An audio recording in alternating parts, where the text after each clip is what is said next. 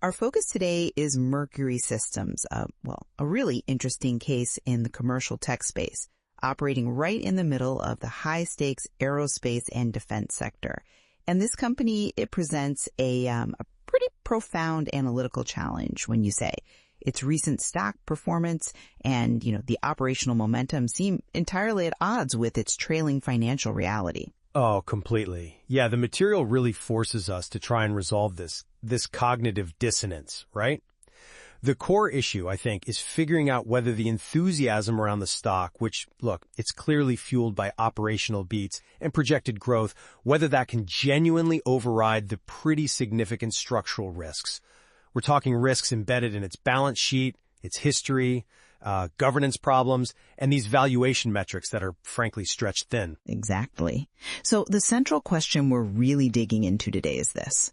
Does Mercury Systems' demonstrated operational momentum, and we're talking about recent earnings beats, a record backlog, these measurable margin expansion initiatives, does that credibly offset significant risks rooted in, historical execution problems, highly stretched valuation metrics, and fundamentally negative trailing 12-month profitability? And I'll be arguing that the company's fundamental profitability deficit, the actual lack of profit right now, and its documented history of, let's call them strategic missteps and governance issues, they introduce an execution risk that makes the current market valuation seem, entirely unsustainable, speculative even. And I'm going to contend that the recent operational strength plus this massive contractually locked-in future growth potential, it signals the successful strategic pivot. And that justifies the stock's current trajectory and, yes, the market's pretty bullish outlook.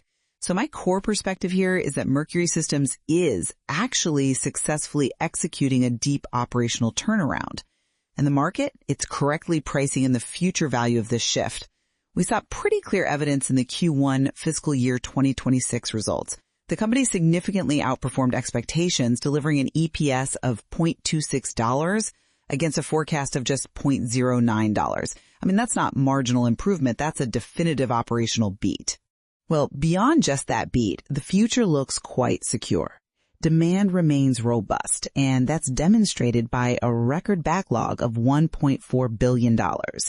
Importantly, that's up 6.5% year over year. And crucially, the Q1 book-to-bill ratio was 1.11. Now for listeners, a ratio above 1 means the company is securing new orders faster than it's shipping existing product, which effectively locks in future revenue conversion. Furthermore, management is successfully converting to higher margin contracts, and this results in a directional change that really matters. A 260 basis point year-over-year increase in gross margin and a 530 basis point increase in adjusted EBITDA margin.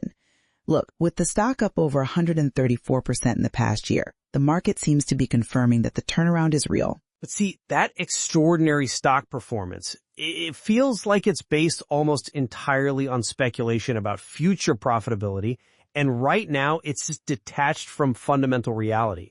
While you cite operational improvements, the overall trailing 12-month financial picture is, it's unequivocally negative. We're looking at a TTM income loss of $37.9 million, TTM EPS of negative 0.65, and a profit margin of negative 4.16%. These are the metrics of an inefficient business, not really a growth star yet. Right, but the past isn't the future here, and those numbers reflect the legacy burden. But the valuation multiples demand perfection now. Since earnings are negative, the PE ratio is undefined, fair enough.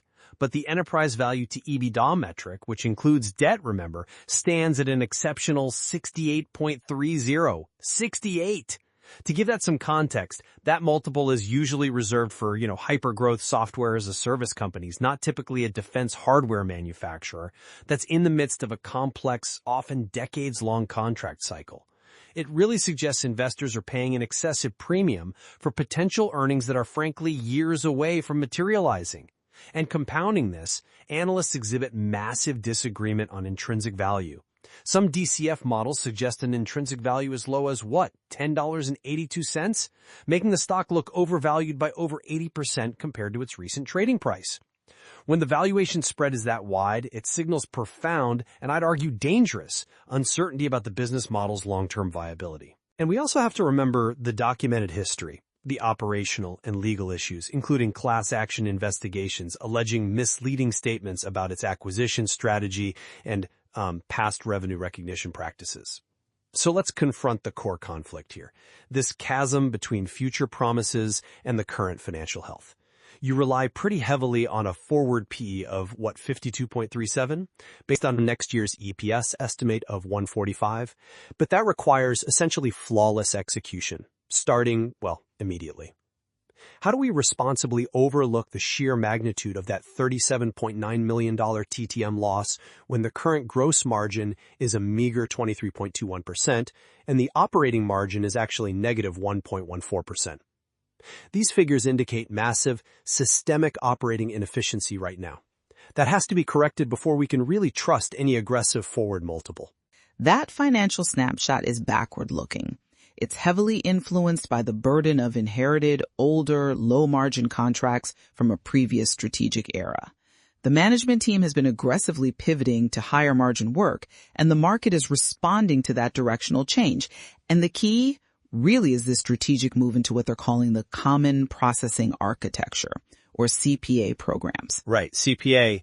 And what's the significance of this CPA pivot in, actual financial terms? Well, the shift to CPA is essentially the transition of Mercury Systems from building bespoke, custom-engineered defense hardware to supplying standardized, modular technology. This standardization dramatically increases scalability. It reduces supply chain complexity, and, critically, it ensures repeatable, much higher margins on future contract wins. This is precisely why we see these projections for EPS to grow by 50.23% next year, and at a, 43.79% compound annual growth rate over the next 5 years. That kind of projected growth rate suggests the company is indeed quickly flushing out the low-margin legacy contracts and converting that new strategic $1.4 billion backlog into highly profitable revenue streams. The current loss, you could argue it's the cost of cleaning up the past structure.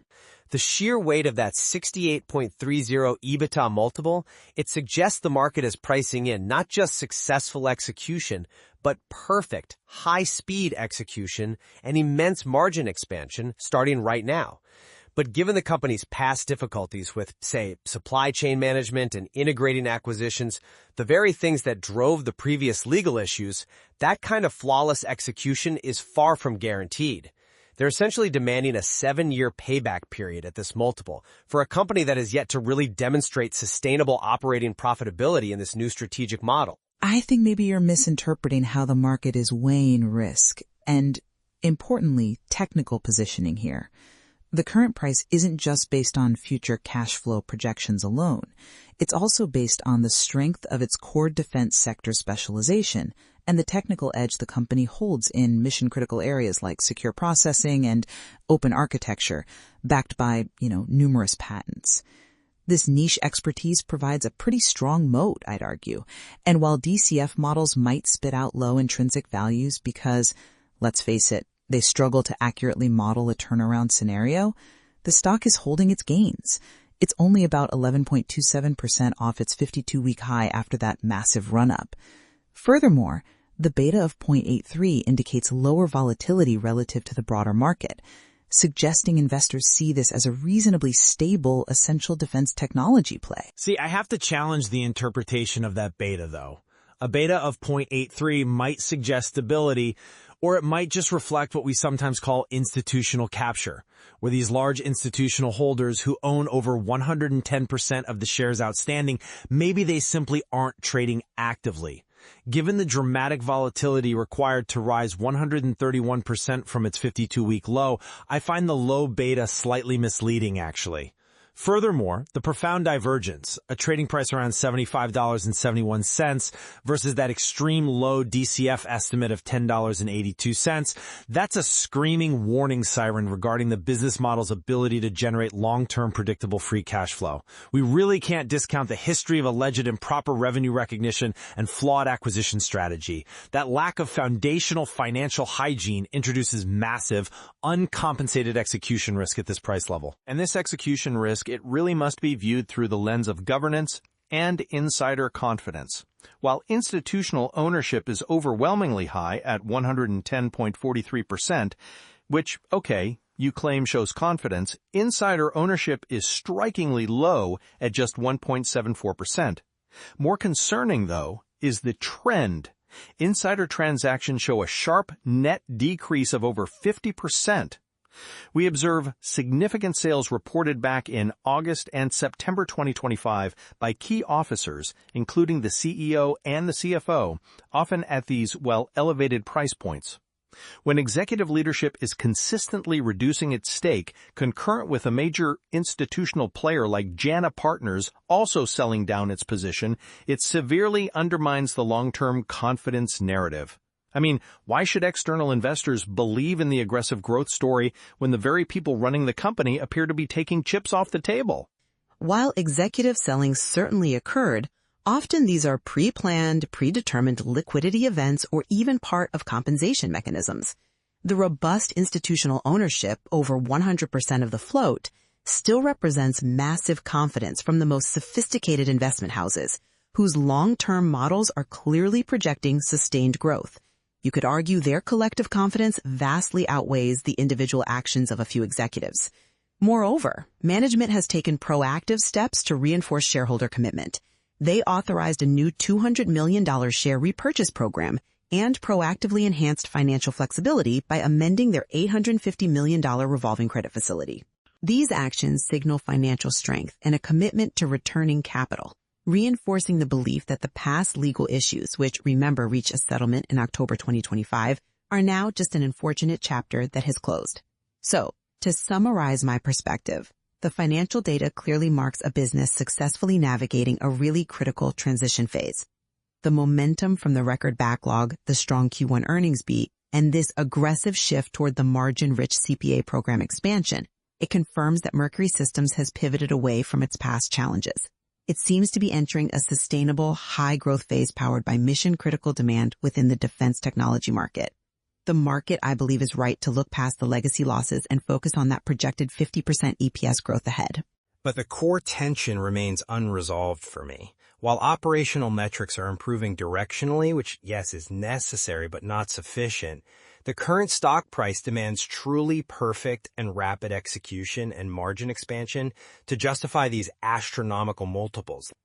The historical issues with strategic integration and governance, coupled with the ongoing net insider selling trend, suggest that the turnaround narrative is still subject to considerable and perhaps uncompensated risk.